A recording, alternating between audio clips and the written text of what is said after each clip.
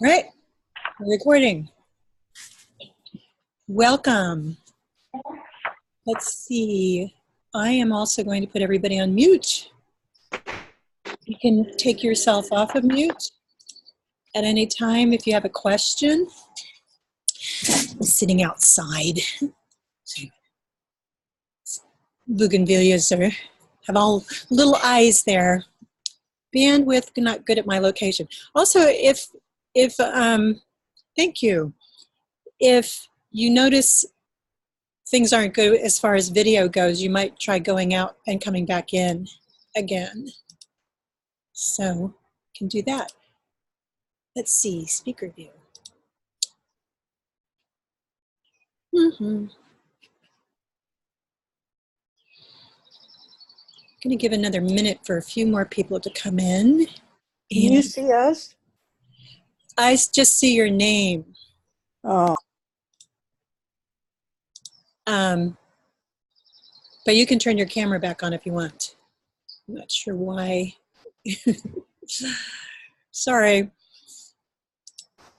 Let me get you started. This is so strange why I don't come up when I'm talking and everybody else is on mute. Because there's a lot of people that are going to get this recording. But welcome. Thanks for coming here. I was going to talk about procrastination, but I didn't get to it. I'm just kidding. I know a lot about procrastination. It's something I do quite often, but I found out some little secrets about it.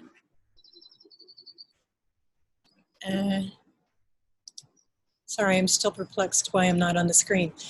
Okay, can you guys see me? Good. Let me start out with some quotes. Yes. Oh, thank you.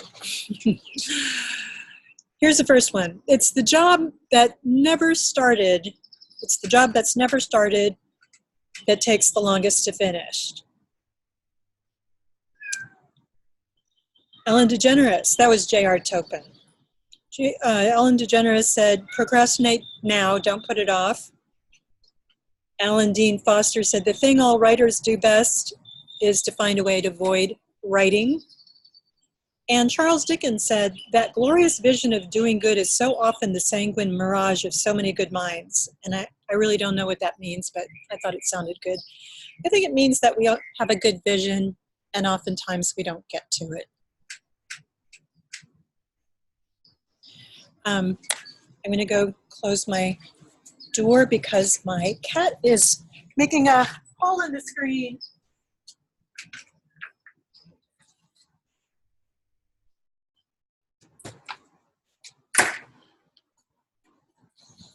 So this is what I want to do today. I want to share with you some things about procrastination that helped me, but I also want to share for the first time about the Kaizen-Muse Creativity Coaching Training, because what I'm finding and the feedback I'm getting from it is that it's helping an awful lot of people, and I don't want to keep it a secret anymore.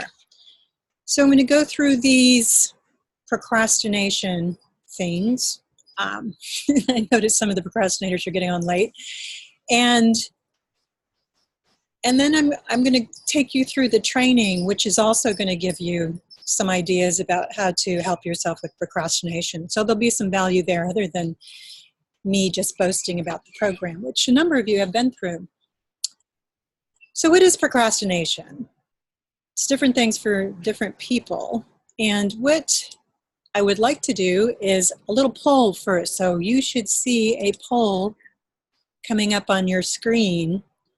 And take a moment and mark. You can mark as many as you want, actually. Choose your specific ways of procrastinating so I can take a look at what we have here. So does everybody see that?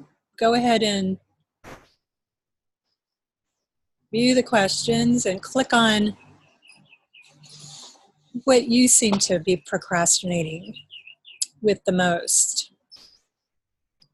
And then I'll share with you the results. I think I can do that. take a moment to do that.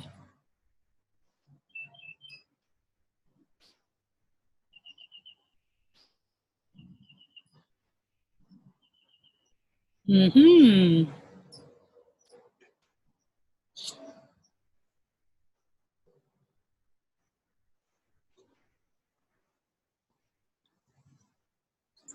And I can't see who's doing this, so you don't need to feel any shame or embarrassment. A lot of these are, I think actually almost all of these are ones I do. I don't watch TV. I've given up on binging because I feel like my mind is being sucked out. Given up on dating websites. But most of the other ones I can relate to, other than social events and over responsibility for your roles. I'm not responsible at all.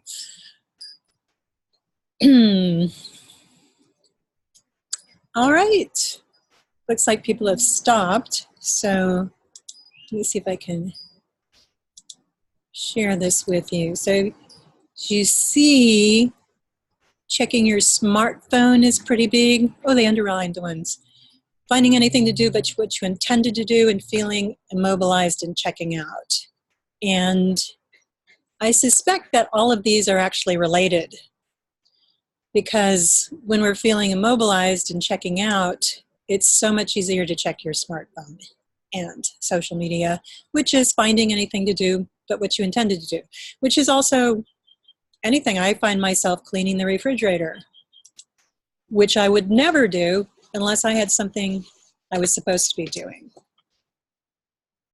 So it's a tough one, this procrastination. It's something that is epidemic right now, and it's a big part of what we learn about in our training, because it's what the majority of people are coming to creativity coaching for. They're getting really frustrated for not being able to break this habit, which it is. It's a habit. So one of the things we learn in the creative process is there's about 5 foundations to blocks. And you might want to take a moment and guess what those foundations are. Procrastination is not one of the foundations. It comes from one of the foundations. And so one of them is fear. And that's what leads to that immobilized feeling. Another one is really high pressure expectations. So when you're in fear and you're having these high expectations, and fear comes from, I'm not doing enough. Am I going to do this well? Am I too old to do this? Am I good enough? It also comes from the fear that we feel when we're comparing ourselves to other people. Comparison leads to fear. I'm not as good as that person, so why should I even try? So if you're up against fear, and fear is a really normal part of the creative process, we actually are supposed to feel fear. We're vulnerable when we're creative. So even though we get this spiritual electricity when we go into the creative process, we have an idea, we find something we want to do, our soul begins to sing, we oftentimes hit up against this thing called creative chaos. And that's when fear erupts its ugly head, when we're thinking, what was I thinking? I can't do this. This is complicated. This is hard. And one of the habits that we're just in from Pool of Consciousness is really expecting a lot out of ourselves. So combination of fear and high expectations, why would you want to show up? So that's difficult. It's this cycle. Procrastination is, here is something I want to do. And then it's, I am not doing it. And then it's, I am beating myself up for not doing something I wanted to do. I should have been doing that. And oftentimes it's long periods of time when you catch yourself the entire day or hours not having gotten to something you intended to do. So then there's a lot of self-flagellation and beating up. So we're creating a struggle. So why would we want to be a part of this struggle? Creativity doesn't have to be a struggle. So we want to show up for social media. We're immobilized. Social media has become a major addiction. And I want to talk about that because it was, for me, until I found out some scary truths about it. For me it was, oh, I can't seem to control myself. I keep going over to social media because of the hits you get, the endorphins you get. Well, let me see how many likes I got. Let me see who responded to that. And don't get me wrong, I still do that, but I have it prioritized now. It's a reward for after getting to the hard work. And that's part of it, is creativity can be hard work when you're up against your fears. So we have this addiction.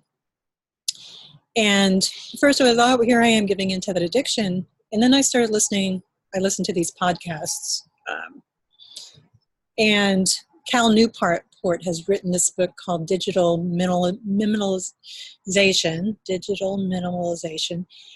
And what he said just scared me into stopping that. And that is, our brains really are not designed to do this, to get into something creative and then to have interruptions.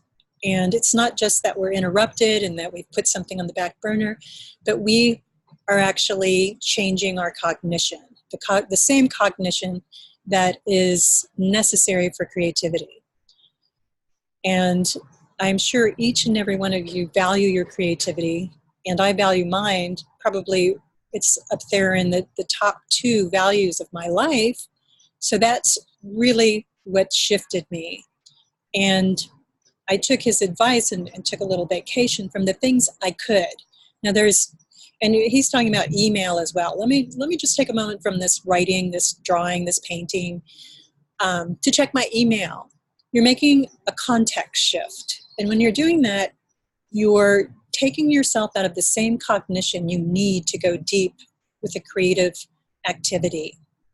We stay surface and we stop being able to focus. And I just want to say that again. You need to focus for your creativity. And when you are giving into your phone and all of these other things, and we'll get to the over responsibility part, you are changing your cognition. And I've written 3 books. 2 of them were easy to write because it was before Facebook. This last one, this was hell to write because I had changed my cognition. And also I had a gluten allergy and I didn't realize it at the time. But I couldn't get to it. I had this addiction of checking Facebook. And then when I did, I couldn't get back to the concentration necessary. So this is one of the things we teach, and how to get through that in the creative process with our teaching. How do you get through that? You take a little break, and I did that. I took the break and couldn't believe, with just a couple of days of just prioritizing, really what do I need to look at? And finding myself being, and I'm sure this happens to you too, unconsciously clicking Facebook, just unconsciously. And when catching yourself doing that, there's some mechanical things we can do. And I'll get to that. First thing I want you to do is I want you to draw yourself, even if you're not a drawer, just really quickly. I'm not going to give you a lot of time to do this, doing the thing that you procrastinate with. So just take a moment on a piece of paper. And this is just to get yourself out of yourself and to see yourself it can be a stick figure drawing, whatever it is. But if it's checking your phone, do a really quick exercise of drawing yourself, checking your phone. If it's over responsibility, draw yourself doing whatever that is. And then we're going to go into the 3 ways that we're going to easily move out of this kind of addiction. So do that. And as much as you can, do it without judgment. Because one of the things we get into, and one of the reasons I put kindness in the description here, is beating yourself over the head, which is really easy to do and common when we're in procrastination. I'm such a procrastinator. It just makes it worse. And what you're doing is you're calling yourself a procrastinator. And as you do that, you keep yourself imprisoned in this this label. One of the biggest tools that we have in Kaizen-Muse Creativity Coaching is called reframes. And it's just looking at these things differently. It's a big part of mindfulness as well. Let's look at this in a way that we're kind and compassionate to ourselves. Let's be aware of it. You know, the two wings of you, when you go through my training, you learn about mindfulness. There's two wings of it. One of them is awareness. Oh, there I am, I'm procrastinating again. But if you only have that one wing, you're likely to be beating yourself up. I'm a procrastinator. And it's sometimes not even self-talk. It's just this feeling of depletion, of defeat, of frustration. I only have one life that I know about, and I'm wasting it here. We say things like that to ourselves. And that, by the way, is an affirmation. I'm wasting my life. So we want to, the self-talk is another foundation of blocks. And we want to just pay attention to it because we can't change it overnight. You're going to go away from this call with a lot of things that will help procrastination. But one thing to know is just being in this teleconference is not going to change those things. What changes it is why we teach Kaizen, and that is the development of new habits, of a habit that's going to help you, because we are at the mercy of the familiar. And if we've made our smartphone the familiar, and we get all the benefits of the endorphins and the immediate gratification, then that's our habit. And there's just some really cool, fun ways to get through that habit that will alleviate all that frustration. So you've drawn yourself in one or two, maybe, of what you do when you procrastinate. What this does, drawing this, is it's speaking to your subconscious. So there's chances are when you do it again, you're going to be aware of this picture of you doing it. When you're aware, you're in more control. So we have the awareness part of mindfulness, and then there's the other side. And the other side of mindfulness is acceptance. And if you can't accept it, we need to tolerate it. And what we learn in Kaizen-Muse coaching is that there's a way of accepting that is realistic. Because, let's be real, it's hard to accept ourselves as procrastinators when we really want to do something greater with our lives. For one thing, when we're calling ourselves procrastinators, we are not looking at our whole selves. And we'll get to how that relates to number one. We are looking at it, just that part that procrastinates. So what we want to do is create a positive history. Creativity is getting back to yourself. It's, the whole myth around the muses from Greek mythology is that all these muses came from a goddess called Mnemosyne. She is the goddess of memory. So we can extrapolate from that to be visited by a muse or to be creative is to remember who we are. And just so happens that the word mindfulness literally means recalling. So we're both in the remembering of who we are and remembering that you're more than procrastination. So that other side is going, oh, I procrastinate, and not putting into it all of this emotion and judgment. It's putting into it just, it doesn't even have to be acceptance. It can just be noting, oh, there I am, I'm procrastinating again, with equanimity. And when I first heard that word, I had to look it up, and that means just like, that's interesting, being curious about it rather than beating yourself up. So kindness, compassion comes from just going, this is normal. Me and thousands of other people are procrastinating, getting ourselves out of that myopia. I'm the only one. You're not alone. And even though that doesn't help so much with the procrastination in particular, it takes you out of the charge of sometimes immobilization. Just a quick note about the over-responsibility part. That's pretty normal with a lot of women, especially mothers and wives and people in big responsible jobs. And it requires a reframe as well. Reframe is one of the most creative things you can do. It's changing your thinking to something that's going to benefit you more than this fear thing. So the over-responsibility, there's a number of things that are happening there. For one thing, going into the creative process, as I mentioned before, is not always easy. Where do I go? I'm stuck here. I'm not sure if this is good. Other people are doing this better than me. I've gotten to the hard part. What's easier? Let me go over to my responsibilities. Our responsibilities become easier than the creative process. A lot of people are into, if I take my time for creativity, it's selfish, my family. So we have to reframe that too. We get to reframe that. And that is, if you have a creative call, you've got to answer it. It's part of your health. It's part of you being better for the other people in your lives. It's part of you being better for the other things, including your responsibilities in your life.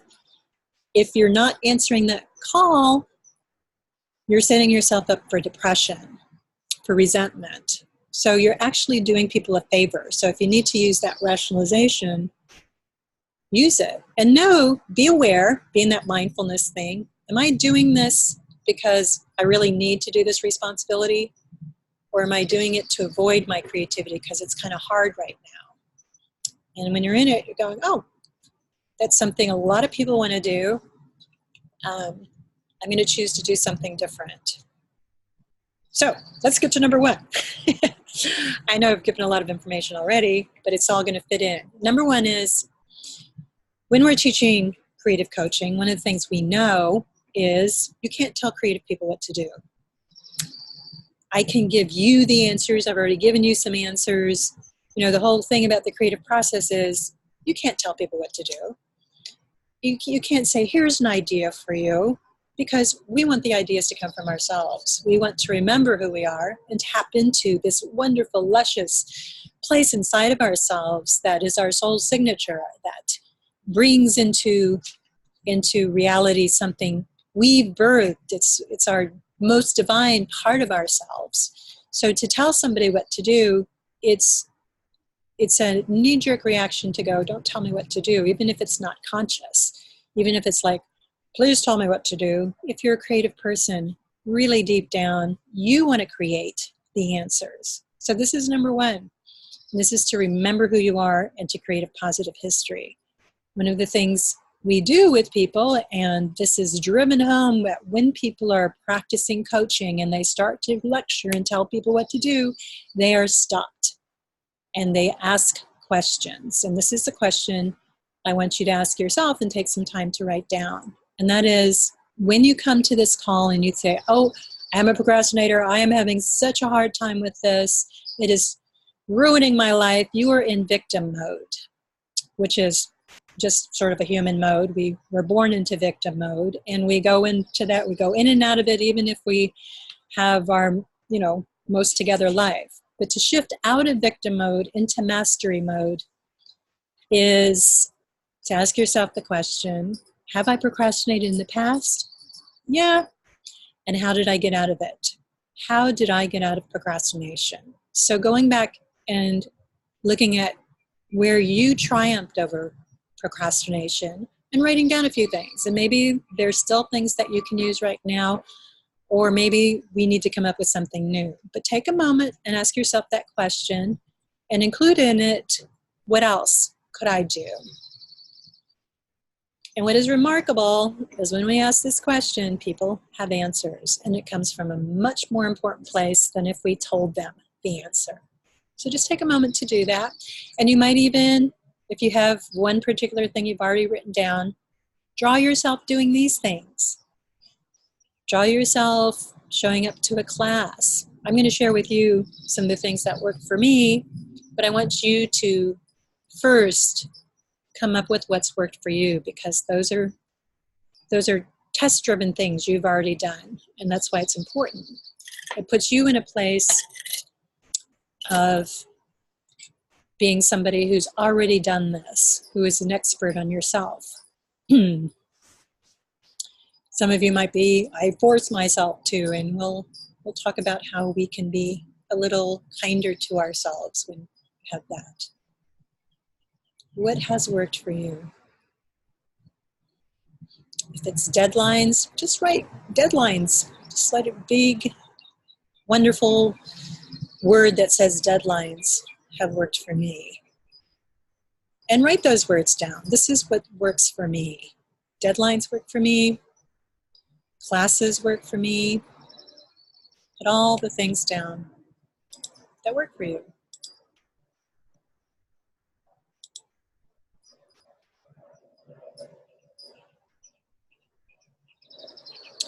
Does anybody want to share something that has particularly worked for you?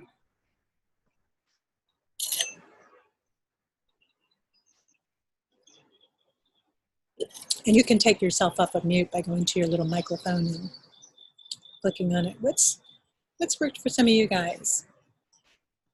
Jackie, what's worked for you? Or Tatiana, or Tracy, or Wanda? What's worked for you? Picking on these people because they're in my classes and my training. Anybody want to share? I try to remember that what I'm going through is normal. And Say that again? What I'm going through is normal, and I can't just I can't water the weeds. I have to water the flowers. So I have to get busy, and if I'm just editing poems gets me going. Mm-hmm. Okay, great. Somebody else? Deadlines work for Tatiana. Deadlines work for a lot of people. Joanne, I didn't know we had a little hand raiser thing. What works for you, Joanne? Getting into a structured class. Getting into a structured class. So these are big ones that we teach in coaching too. Understanding how normal it is, getting into a class. And when people get into a class, I always give the little warning, make sure you have the right teacher, because we get plenty of people who have been in classes where teachers have told them that they're not talented. You know, creativity police should be after that. Deadlines are big for people. Wanda, what works for you? Well, my problem was rebelling against doing area reports. I hate it. And I was procrastinating so much that I would go past the deadline, and then all these problems would come up. And I think it's because I refuse to be a slave to boring reports when I could be at the clubs having so much fun with the people that I'm supposed to be responsible for. I don't want to do it their way. I want to do it my way. Okay, so what has worked for you? What works for me is, instead of the reports, I read something. I read anything and everything. It could be the newspaper, it could be anything else, because when I read, I get some inspiration and I get happy. For whatever I'm reading, I think, oh my gosh, can you believe this? You know, I say to my husband, this is what happened. Look at that. You know this, and I love it. So I just get to read. I can't hear you very well. Let's see. How do you get your reports written? I still can't hear you. What am I doing here? I can't see. That's okay. I'll get back to you. Okay. Thanks. So what works for Wanda's procrastination is reading and doing anything but the reports. So here's some things about that. And Jackie said, I have to. And many of you have heard this. And one of the ways that we lower the pressure and shift our energy and shift our perception is just by 3 little words. Words are powerful. And a lot of you know those words, and they are, I get to. I get to do a report. I get to write a report. And that might not work initially. And that's why we, in this coaching, have a way to make change realistic. And what we teach is you can't go from, I have to write this report and I hate it, to I get to write this report and I love it. That's where self-help breaks down. That is an unrealistic expectation. So where we want to go is first by asking the question, what would it feel like? Because questions are powerful in the creative process. What would it feel like if I actually loved doing this report? What would it feel like to have this report done? What would it feel like if I made this fun? How can I make this fun? How can I make it easier for myself? And that's what I do. Because our creativity is charged with so much emotion, and so is procrastination, frustration. It's being hard on ourselves. So I want to read something from Twyla Tharp and relate it to how I get through procrastination. And that is, and if you don't know who she is, she's a very successful choreographer, dancer. She says, I begin each day of my life with a ritual. I wake up at 5:30 a.m., put on my workout clothes, my leg warmers, my sweatshirts, and my hat, and I walk outside my Manhattan home and I hail a taxi and I tell the driver to take me to Pumping Iron Gym at 91st Street and First Avenue, where I work out for 2 hours. The ritual is not stretching and weight training I put on my body through each morning at the gym, put my body through. The ritual is the cab.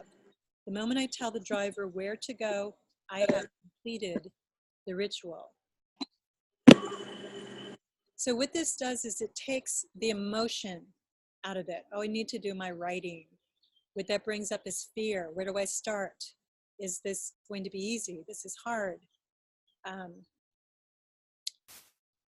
So for me, the ritual is opening my computer and having come up what I want to write.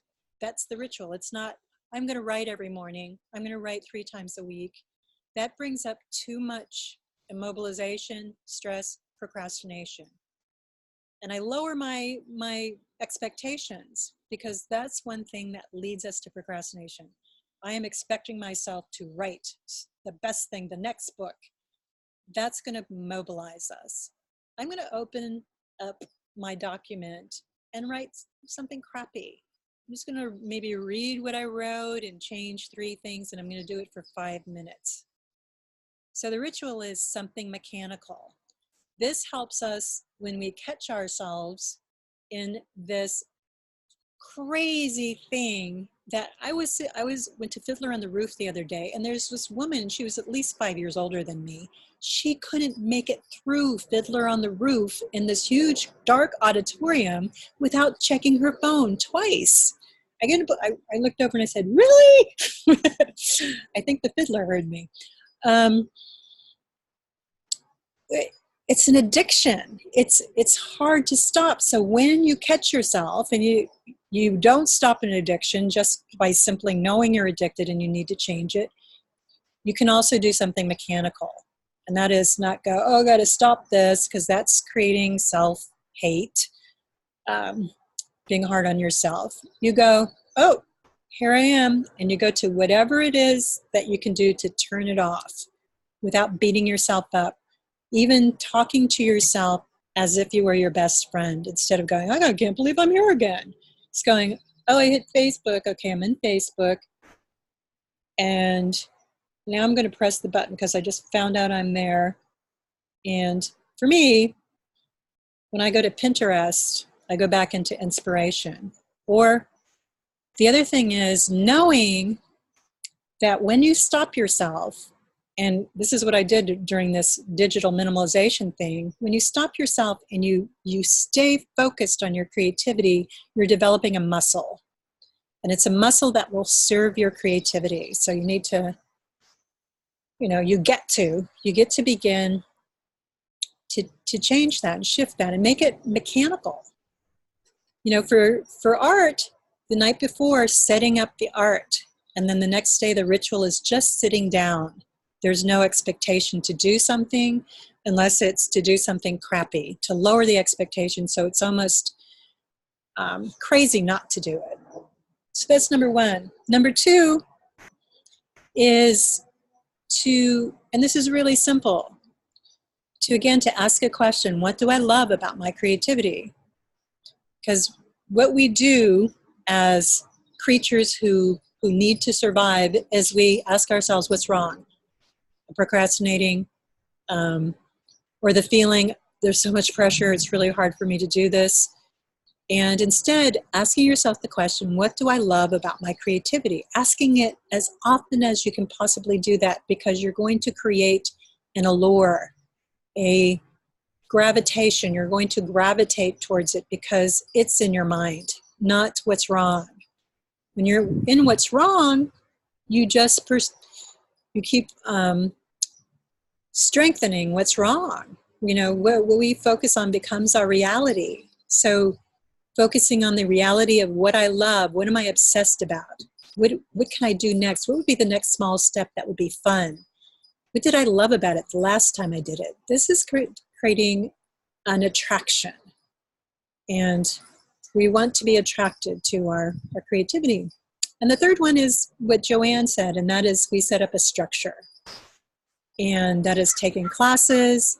For me, what works, and I can be a terrible procrastinator, so a couple times a week I meet on the phone with a friend of mine in Phoenix who's a romance writer. I don't think she has a problem with procrastination, but there seems to be this quality that happens when you're with another person. And all we do, this is how it looks. Hi, you ready to go? I'm ready to go. I'm holding the space for you. And we both stay on the phone and we're both writing at the same time. And the agreement is, I'm not going to go order something on Amazon. I'm not going to check Facebook because I'm holding the space for somebody else, which is something we can do more easily as women because we seem to put other people first a lot. And so you're putting another person first, but you're benefiting from it.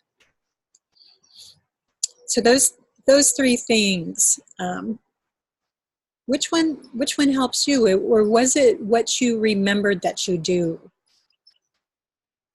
that did that? So what I want to do now is just quickly take you through what it would be like to go through the Kaizen-Muse Creativity Coaching Training.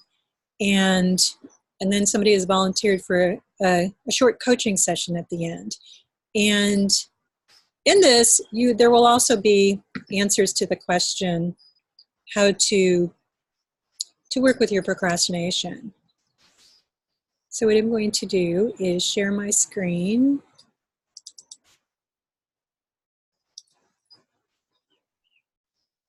Okay, hopefully you can see this. So one of the things you get in the training is understand creativity's mystery, because it does seem to be a mysterious process. You become a creative junkie. And what I mean by that is you become passionate about the creative process. When you understand the dynamics of creativity, you go into that awareness that helps you get unstuck. And when you become aware of it, you become passionate about it. And the best way to become passionate about something is to have a feeling of mastery. You know, I had a woman at the last retreat who she refused to get all the materials for the art because she said, I'm not an artist, I'm a writer. And so when she got there and we started doing the art, I put everybody on an even level field and made them do stuff with their eyes closed. And she got hooked and started borrowing my art supplies. And now she's on Pinterest and has dozens and dozens of paintings there. Watercolor painting, I teach watercolor at my retreats. And drawing in a way that makes it easy. So she wasn't passionate about art before she got there. She was passionate about writing, but she went away passionate because she had a feeling of mastery. That's what we want. We want a feeling of mastery. When you start to understand the creative process, you make it a bigger part of your world. So you become a blockbuster, understanding procrastination, perfectionism, low self-confidence, over-responsibility, difficult focusing. You understand the workings behind all of that stuff, and it gets you out of these things, and it teaches you how to help other people do the same thing. You gain mastery at overcoming blocks. You become part of the journey. And part of the journey is rewiring your habits. So these habits that you have of over-responsibility, of self-talk that's not serving you, becomes rewired in a journey of awareness, intuition, resourcefulness, strengths, therefore giving you the power to get through fear. In fact, use your fear. You know, part of deadlines is the fear of not making my deadline. So there is a way to use fear. You explore uniquely designed creative tools. And I know everybody says that, but there are really uniquely designed creativity tools in Kaizen-Muse. One of them is called the 4-part belief maker. And that's how we shift you in a realistic way from fear to trust, from not being able to accept compliments to embodying them and using them, to not being able to give yourself credit or feel the joy in the process, to gradually being able to do that incrementally, as well as reminder journals and exposure and repetition. You discover how mindfulness frees creativity. And we talked a little bit about this, how acceptance, just being an archaeologist of your own self, being, you know, we do a lot with guided relaxation because that takes us into our intuition and our imagination and into our strengths. You know, that same question that you answered, what has worked for me in the past, comes from a wise place. You want more of that wise place. And you discover the power of Kaizen. And that is small steps, breaking things down so small that it's really hard not to do them. And that's the secret to get out of immobilization. I often ask people, what is your small step, who don't know Kaizen? And they say something like, I'm going to clean my closet, or I'm going to do this for half an hour 3 times a week. Those are not small steps. A small step is pointing yourself in the direction of your closet and feeling the success that comes from doing that and then wanting to do something else. So then we teach you to put Kaizen in motion in your own way and teach you the logistics of setting up a practice, of marketing, and marketing in a way that's not overwhelming, but using these same principles, changing your belief systems. If you have a hard time asking for money or believing that people want your services, we need to start with your belief systems first. So that's employing to build your own practice, practicing these techniques. So that's what you get to practice and get some feedback. Because when this coaching is done right, people are gravitating towards you. You don't even have to market. And if you're not doing it right, you're telling people what to do, you're not asking questions, you're lecturing, and that scares people away, even if they say they like it. You won't keep them long. If you're enthusiastic about what you're doing, if you love it, you're going to attract people to it. And then you become part of the community. And so you just don't go through the training and then bye-bye. We have a community where we support you, and it's non-competitive, where we're sharing ideas and doing workshops and continuing education and getting discounts and stuff like that.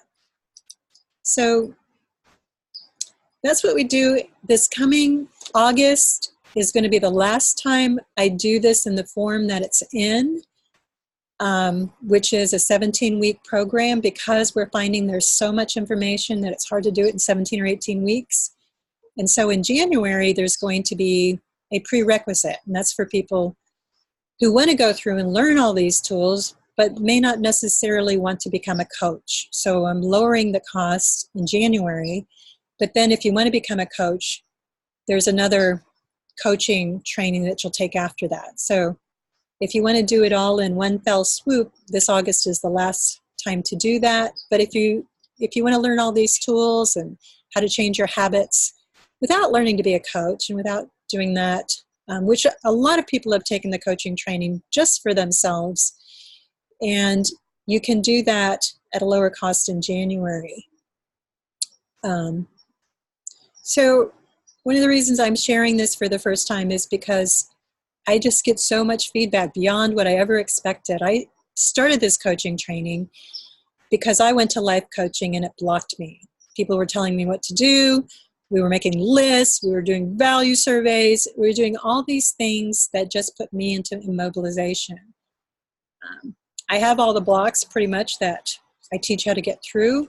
And so it's really near and dear to my heart. And I was excited about it and would love to have you guys come through. And if you don't procrastinate and sign up by Monday, I'm going to give you some gifts to reward your triumphing over procrastination. I'll send you a way to sign up if you're interested.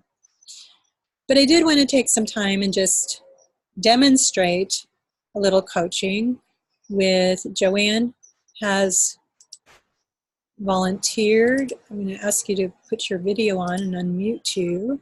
If you want to put your video on, you can.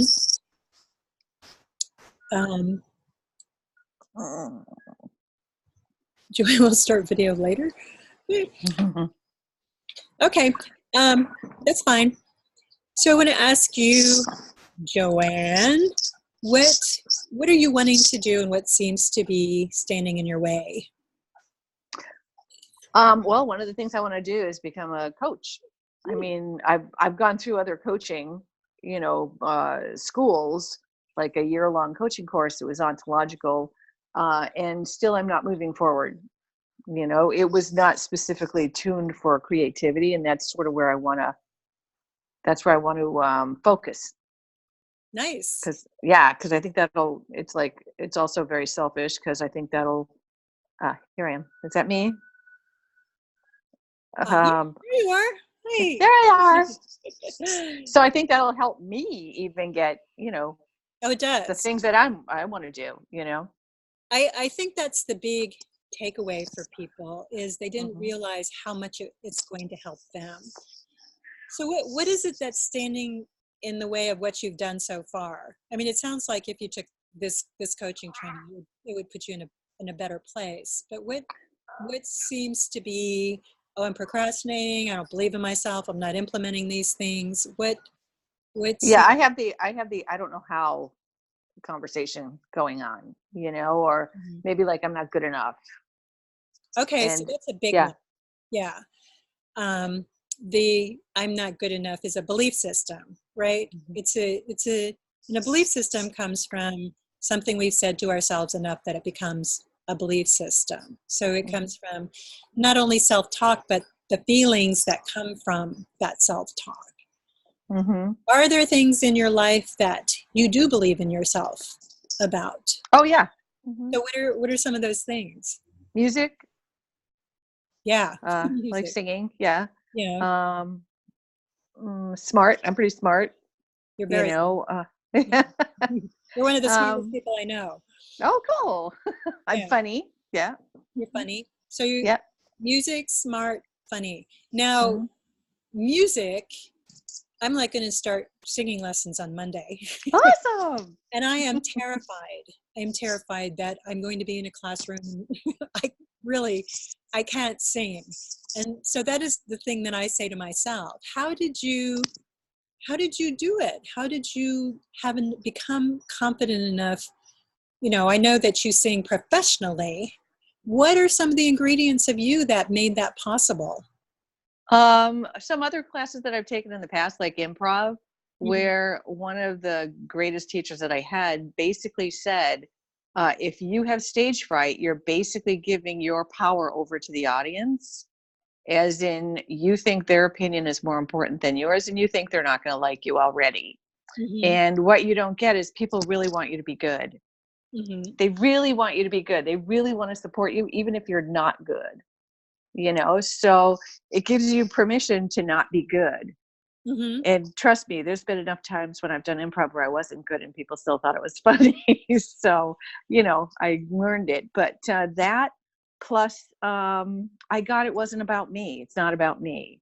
I Mhm. didn't build my voice. I just get to have it. Okay. So those are Hmm. some places of mastery for you. And Hmm. those are transferable. So just for everybody's kind of information, what I'm doing with Joanne is I am not telling her what to do. I'm not telling her what's going to work for her. We've already found some things that work for her. Mm-hmm. One of them is not to give your power away, right? Mm-hmm. Yep. The other one is your self-talk of that this is something bigger than yourself. It's not about you. And Mm-hmm. both of those things can relate to putting together a coaching practice. And Mm-hmm. usually the person that we need to not give our power over to is our own self-critic. And when we are a perfectionist, and I happen to know that you might have some of those dynamics going on. maybe a little. We give our power over to our perfectionist. And Mm-hmm.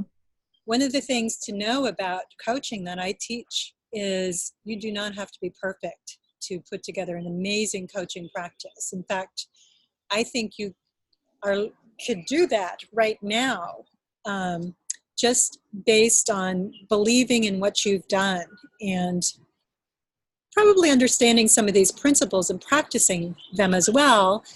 And one of the things that's so required for the creative person being a coach is doing your own creativity, because you have discovered so much about. Yeah. So we give our power away to wherever this perfectionism has come from. Mine came from both of my parents were perfectionists, and both of them gave me the message that if you don't do certain things, you're not valuable. So I rebel against that. I'm a huge rebellious person. And go, so what? That's where the whole so what, I'm going to do it anyway comes from. I can't do this perfectly. I still don't coach perfectly. I'm not doing this teleconference the way my perfectionist would like me to do it. So what? I'm doing it good enough. And that becomes a mantra for us. The other thing is, if you truly want to be a creative coach, and I know you do, just know the reward of making this beyond yourself. That each one of us that becomes a creative coach has an audience that's different.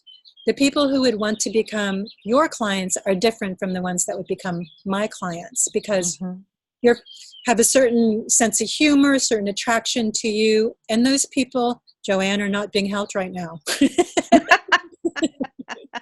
So little guilt, no, we don't want to do guilt, but we want to picture those people, what they look like, and that they're waiting for you. That's right. By lowering the expectations, lowering that, because I know you put a lot of pressure on yourself. So one of the most kind things we can do for ourselves is to lower expectations and go, I might not feel good enough, but in some areas of my life, I am freaking amazing. And build on those and how those can transfer over to what you're doing. Yeah. So if I did a whole coaching session with you, and I'd like for all of us to do what I'm going to ask Joanne to do, and that is, it's not all about accountability and me going, well, what do you think? It's also about getting something done during the session, because I'm rebellious against coaches that go, okay, get your calendar out, and on Wednesday, this is what I'd like you to do. What we do is we go, we're going to do it right now. We're going to do 5 minutes right now. And if you are truly in self-sabotage, you will go over to Facebook and check Facebook or your email or Amazon. So see how much you can be true to yourself right now. Joanne, I want you to, in fact, I want to do a little guided relaxation and lead you all into just 5 minutes, our last 5 minutes here, of doing something for yourself. So just get comfortable, because one of the things that helps clients the most is this guided relaxation part. Just take a deep breath in. And this is a real mindful part. Just let that go. Maybe put your hands on your chair or your table and feel the stillness beneath you. Feel the stillness beneath your chair. And know that if you're a normal person, your mind's probably all over the place with this ticker tape of thoughts and judgments and rehearsal and what am I going to have for lunch? So know that that's normal. But as you're letting that ticker tape away, just also bring your attention to your breathing.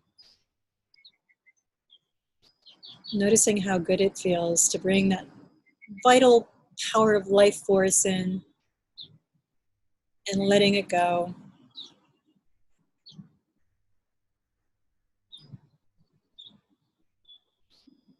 Letting the shoulders drop and the belly loosen. Softening the brow. And knowing and trusting that there is this power of creativity inside of yourself that can do just about anything you want to. And if that's hard for you to believe, that's okay. See if you can ask yourself the question, what would it feel like to believe that without needing to answer it? What would it feel like to believe I have a power inside of myself that can create anything I want to?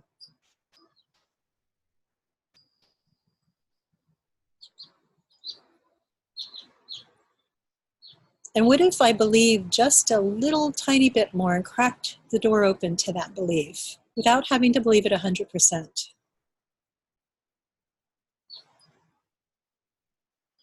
And inside that door of belief, just imagine this entity that does believe in you 100%.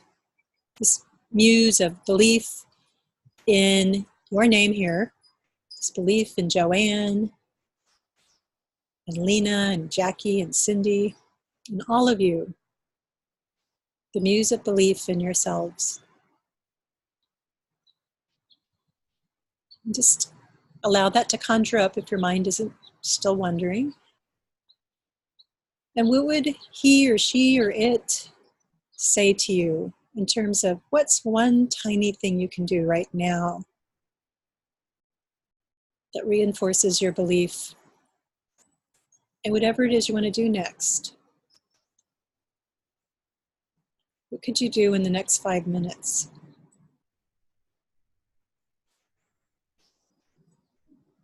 Maybe it's make a list, do a drawing, write something, research something.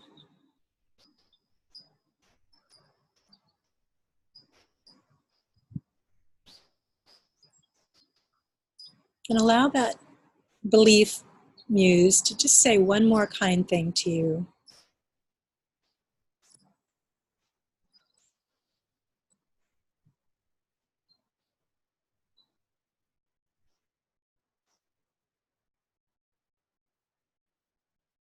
And then when you're ready, just thank your kindness muse, your belief muse. Slowly open your eyes and continue the process on the page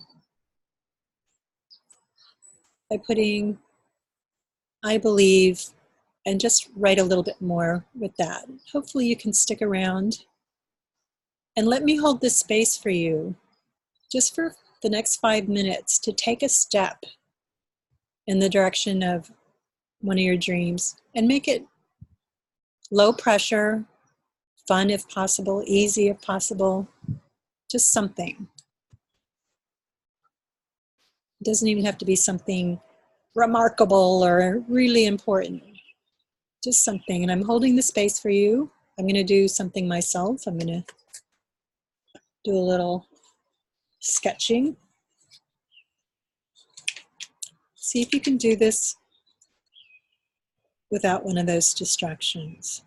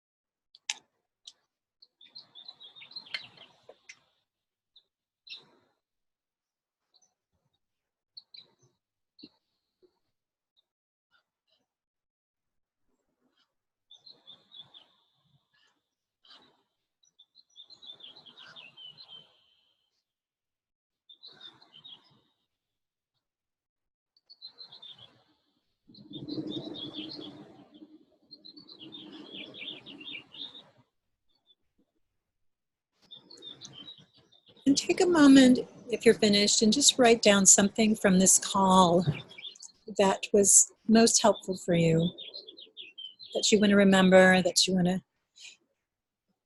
keep in your mind. One of the other things we do in the training is something called the reminder journal. And that is, we learn things, we read quotes, and we want to expose ourselves to them over and over again so they retrain and rewire our thinking, to believe in ourselves, to do whatever. So what do you want to remember from this? And Joanne, what was helpful about what we just did? Was, if anything, what was the most helpful? Finding out how much information I was giving without, as far as an answer would go, without actually knowing that I was giving the answer as I was speaking. Ah, okay. So becoming more aware of what you're saying. Mm-hmm. Yeah. So yeah, but knowing that there's an answer in that. Okay. Yeah. Oh, yeah. And I got it. An answer in what you were talking about in terms of your mastery. Right. Mm-hmm. Yeah. So how empowering is that? I already Pretty know. empowering. Yeah. Mm-hmm. So, and I encourage everybody to do the same. Does anybody have any questions about the training or about procrastination or about anything that you would like to ask? Anybody? And I'm available for emailing if you're not wanting to ask now. We'd like you all to go away with. Tracy Cohen says, this training is fabulous. Thank you, Tracy. Tracy's gone through it. Tatiana's gone through it. And I want to do a call out for Tatiana because she is in Lebanon and I think it's like 3 or 4 in the morning there. So thanks for being here, Tatiana. She is somebody, if you don't mind me saying so, Tatiana, that came to think about doing coaching and she went away on fire with her creativity. So, which is one of the reasons I'm sharing this is because Tatiana and other people have just given me the feedback that it's been so important to them. And I just want you all to know you have the answers, to know that those answers are easy to come by if you're in a structured situation, and to believe in them. We need structure. I need it. I have a coach. Collaboration is really important as we are pack animals. So anyway, you're all going to get a copy of this recording as well as information about how to sign up and about some of my other things. Still have a space open in Taos Retreat, Wanda. So I'd love to see you guys come to this or that. Something it's part of my heart. So I wanted to share it with you guys. So thanks for being here. And If you get a chance, email me, let me know what was helpful.